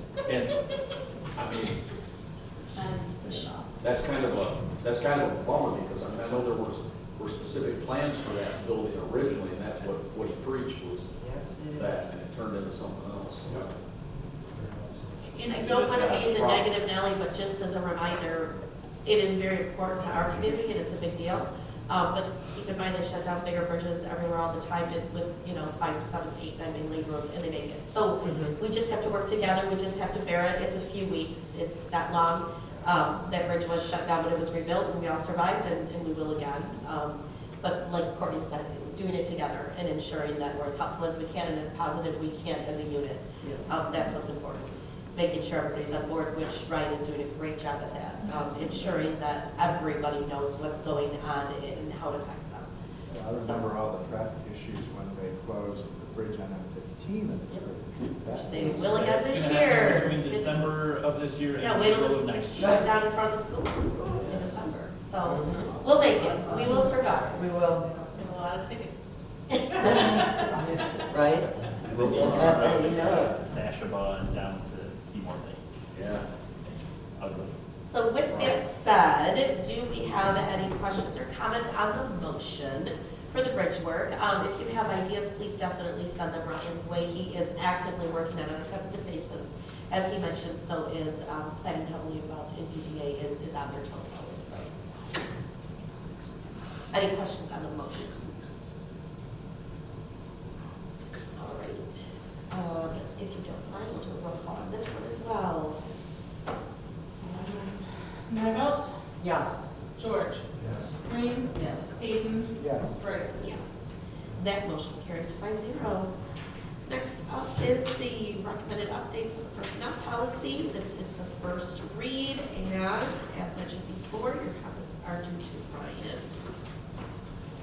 So, is that okay? We talked about it a little bit, your packet has all the info. These are all the sections of the personnel policy that currently are in place that have been revised by the personnel committee. Any comments, thoughts, questions, please send them to me by April 8th. The personnel committee will reconvene after that date to review comments, provide more input, and come back with another read for village council. Any questions? I'll remind you gently several times to read them. Several times. We appreciate it.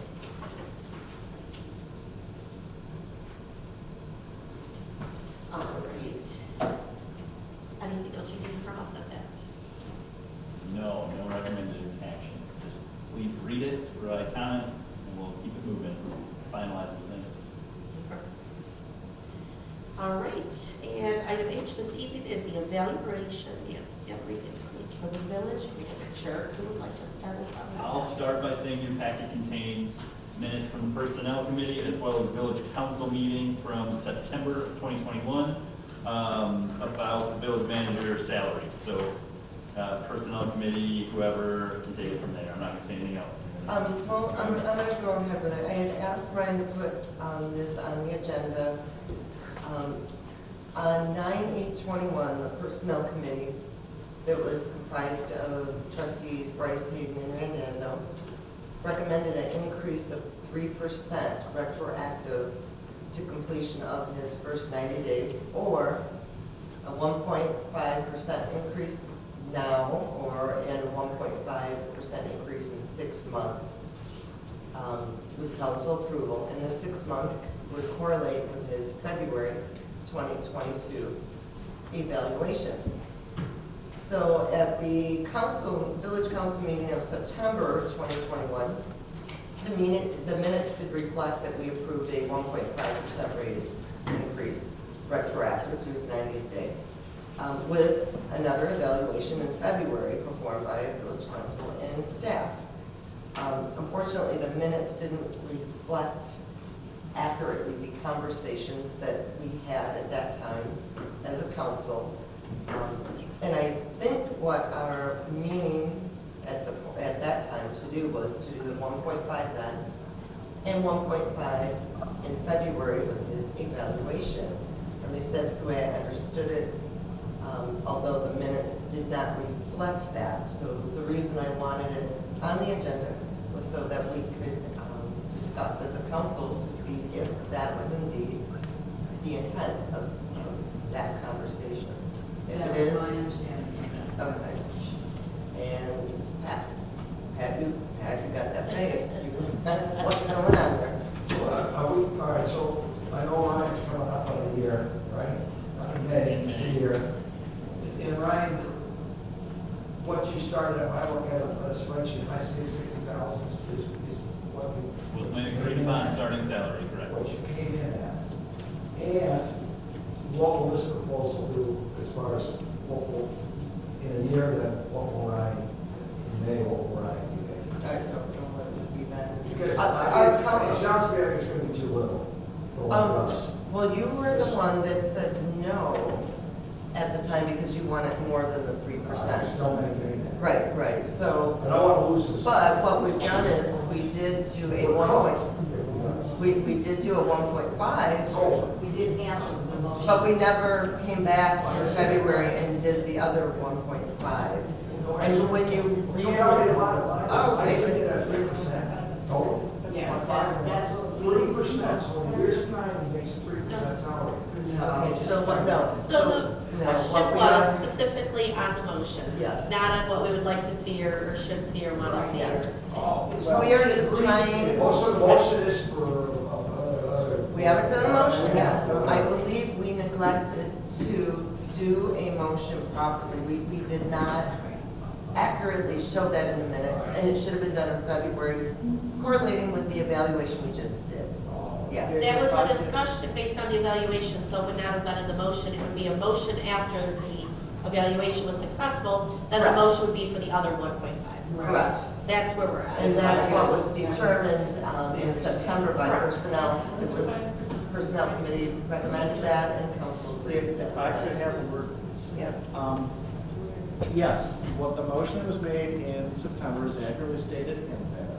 And as we all know, discussion doesn't have any official status, only what's actually in the motion voted on counts legally.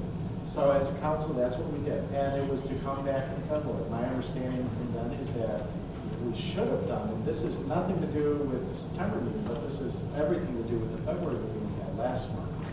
We did the evaluation, we reviewed it at council, and at that time, the motion in February should have been, if this was council's intention, to accept the manager's evaluation and approve the second part of that 1.5 increase at that time, if that was the desire of council. If the motion neglected to include that 1.5%, I think this is the point Melanie's getting back to, is when we approved his evaluation in February, should we also have approved the second part of that 1.5% increase at that time, which we did not do.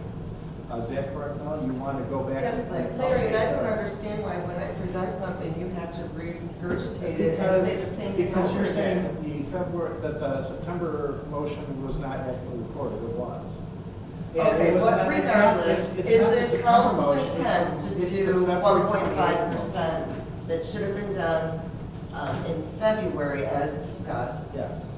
Yes. Because I know some people said no, so I just want to make sure that that is. Yeah, I just want to be clear that that's when we should have added the Yes, we second should 1.5 have. was in February. We should have, and we did not, so I she's bringing am making sure it's not going off cracks. So what we're looking is a motion for a 1.5 retroactive to February what date? It would be February 28th, I would think, when we approved his. Is it that when we finish up? It's not retroactive. So I would like to make a motion of the additional 1.5% retroactive to the February 28th successful evaluation of the village manager. Support. Who wants to fight over that support? Oh, it doesn't matter. Does not matter as long Whoever, as it's it's. both at the same time, who wants it? I need somebody on there. Okay, All right. On the screen. All right, motion by President Corporay, supported by Trustee Green. Do we have any questions or comments on the motion? Yes, one comment. This is going to be happening now. We also have the opportunity, this is to address something Ed had mentioned about, do we feel this is what Ryan deserves? I think what we will probably do, from going to the annual updates that happen on July 1st for all employees, I think that's when we would have the opportunity, if we feel that we need to make adjustments at that time, we can take all that into consideration of that too, because he will be due for another, along with all the other village employees on July 1st for another salary. And would that come from personnel? Yes. Yes. yes. I'm just saying that this is not like, Yeah. this is not just it, and then it's like, okay, this is, he's stuck. We do have an opportunity to make another adjustment coming up in July 1st upon recommendation from personnel. Anyone else? Questions or comments on the motion? All right, hearing none, we're ready for a roll call vote, please. Hayden, Yes. Nyla, Yes. George, No. Green? Yes. Price? Yes. That motion carries 4-1. Thank you. And congratulations again, sir. On my point of our record, I voted all Yep. I'm looking for that plan now. And in July, we'll have that Between when you started and a year. conversation. Wow. All right, so item number 14 is the village manager's report, and we will send that over to Manager Mathis. It's okay, we'd be out of here in 2 hours.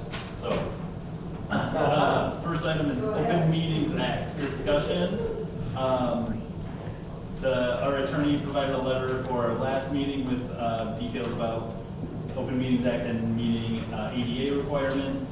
I had a couple follow-up conversations with him about digital access to meetings. It's outlined in your packet. Any questions on that? Okay, if you have them, please ask me. I'm happy to work through that with you.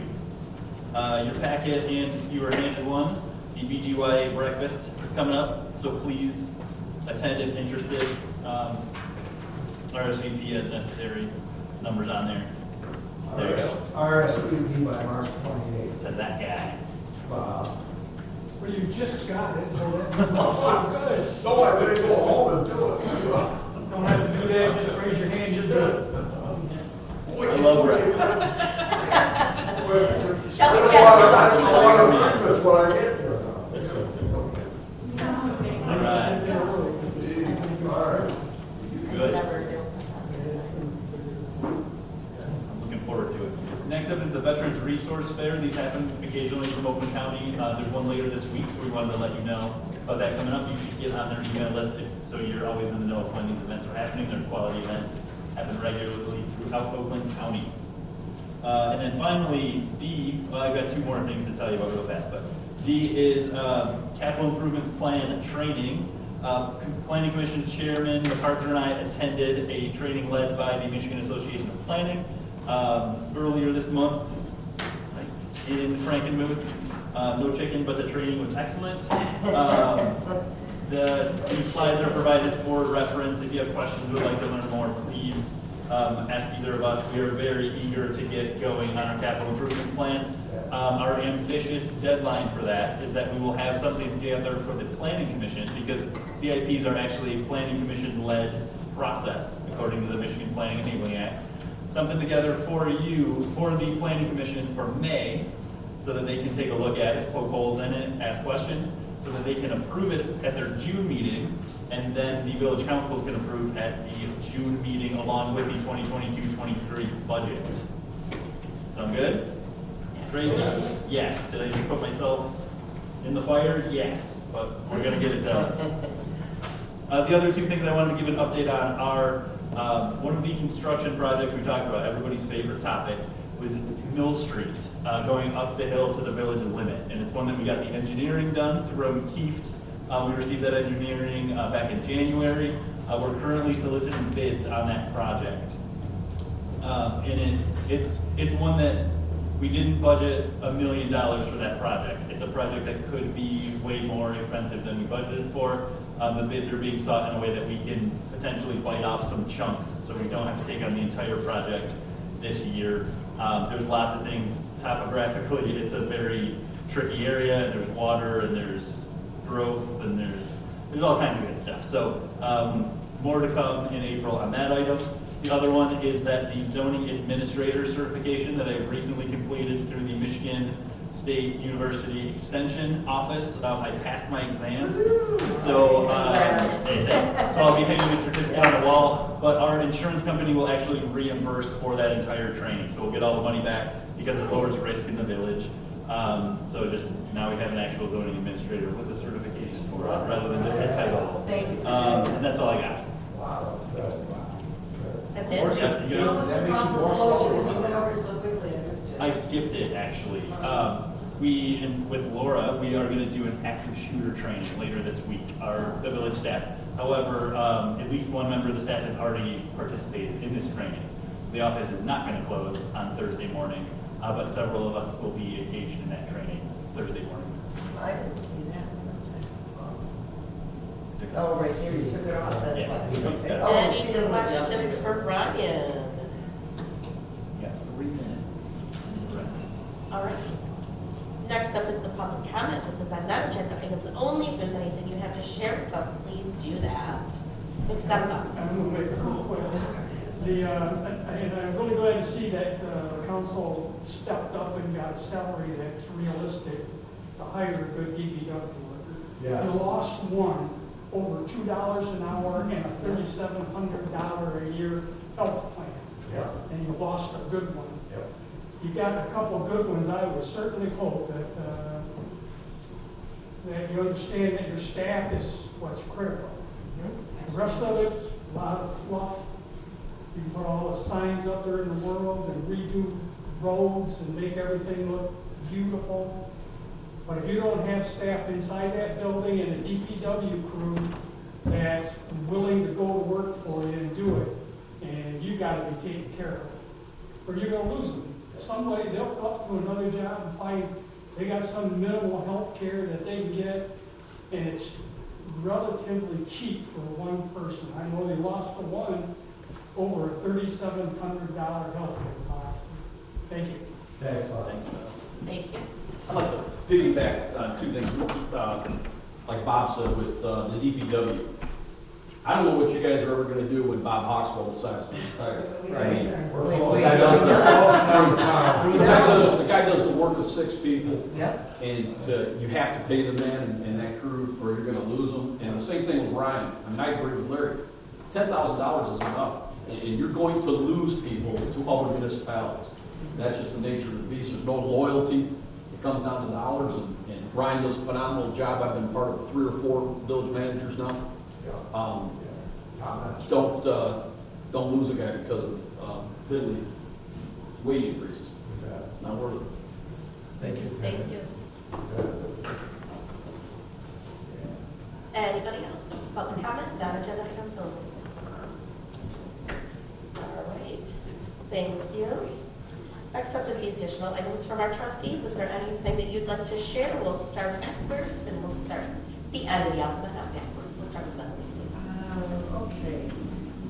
Just a couple of things. The hold harmless revenue sharing payments. I think that will cover like what we're supposed to pay back, the overpayment and ARP money. I haven't seen anything final on it yet. Okay. Because our census, our 2020 census numbers reported a lower population than some of the things we're based on over the last 20 months. There's some revenue sharing and stuff like that being discussed at the Michigan legislature, governor's level, or what that looks like for us. We got hopefully overpaid. that will be, instead of coming out of our pocket, there's going to be a fund created to cover those overages. Broadband webinar tomorrow, is anybody doing that? Yeah. Anybody? Okay.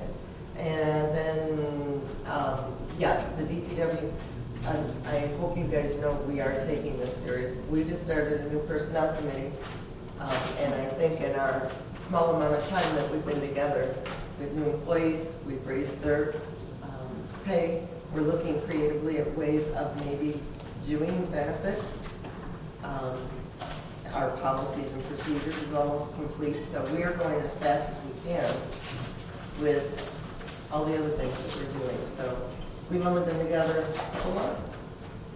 And I think we just hired some 2 really, really good DPW guys because we know Bob he's wore out. And we don't want to do that. I mean, first and foremost, he's my friend and he's a lot of our friends. And we are trying very hard. And we're trying to get the increases on a fiscal calendar instead of where they have been all over the place.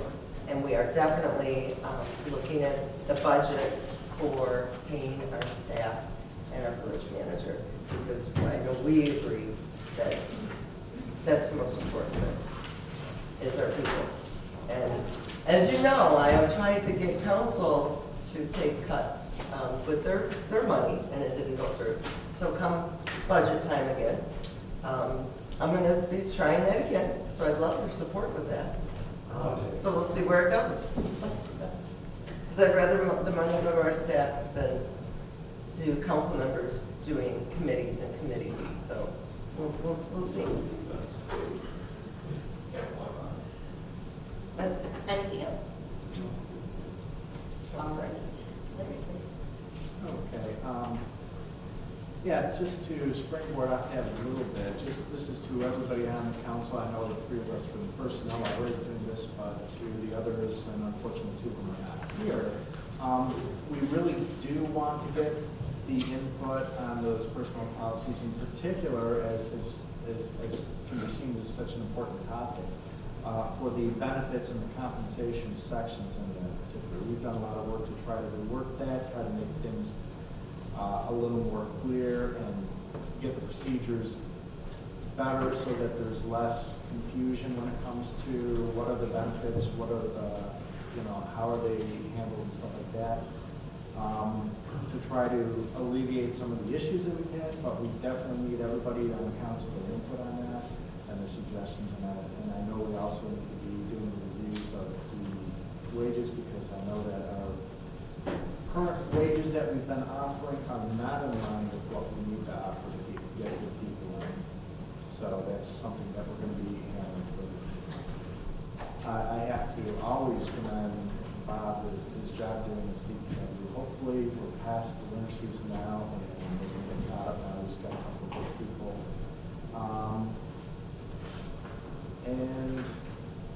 And hopefully we can get some good volunteers for that suggested organization from the Friends of the Trails. I think that would be great. And that's pretty much it, I think. It's just really good seeing that we have some good people on board now, the people that we have. I'm looking forward to them doing a good job for us, and hopefully we can maintain all the good people. Thank you. All right, next up is Kate, please. I think we covered a lot of things with that. Also, I guess every day, Brian, when I think I cross the park, it is, to me, it's incredible. It's finally been done, and we left the tree stand on that. I know this wasn't going to happen. So, despite the cost, I feel it was definitely good from a historical perspective.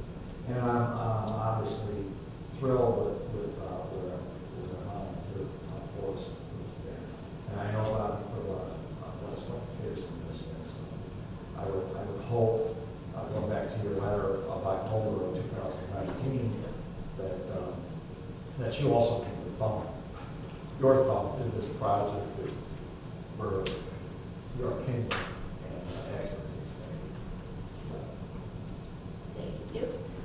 I would also like to mention that the DPW cleanup in town is looking great.